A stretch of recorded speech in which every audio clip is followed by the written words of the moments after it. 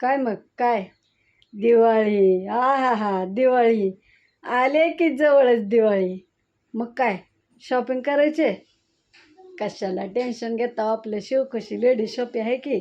यायचं पायी पायी पायी चालत मोहळ करा निव आणि खरेदी करून जायची.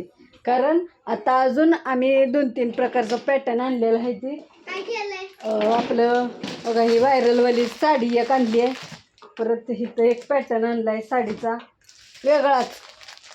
वेगळाच पॅटर्न बघा ही.